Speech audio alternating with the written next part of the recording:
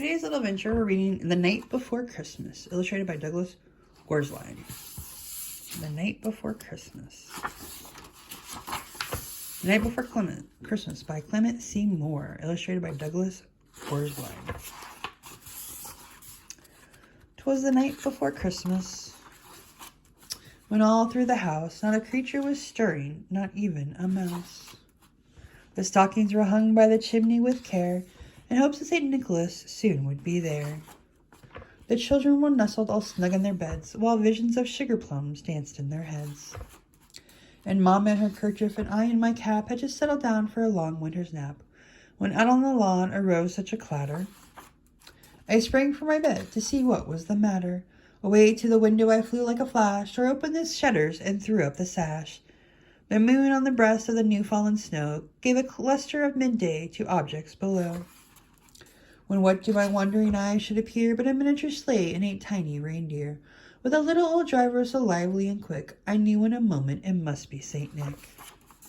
More rapid than eagles his coursers they came. He whistled and shouted and called them by name. Now Dasher, now Dancer, now Prancer and Vixen, on Comet, on Cupid, on Donner and Blitzen, to the top of the porch, to the top of the wall, now dash away all.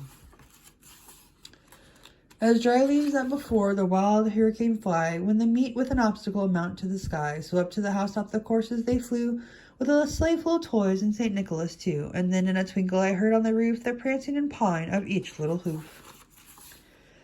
As I drew in my head and was turning around, down the chimney St. Nicholas came with a bound. He was just all in fur from his head to his foot, and his clothes were all tarnished with ashes and soot. A bundle of toys he had flung on his back, and he looked like a peddler just opening his pack. His eyes, how they twinkled, his dimples, how merry, his cheeks were like roses, his nose like a cherry. His droll little mouth was drawn up like a bow, and the beard on his chin was as white as the snow. The stump of a pipe he held tight in his teeth, and the smoke had encircled his head like a wreath. He had a broad face and a little round belly that shook when he laughed like a bowl full of jelly. He was chubby and plump and a right jolly old elf, and I laughed when I saw him in spite of myself.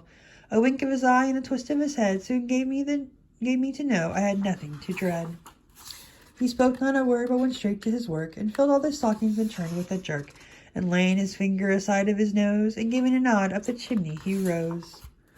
He sprang to his sleigh, and his team gave a whistle, and away they all flew like the dawn of a thistle.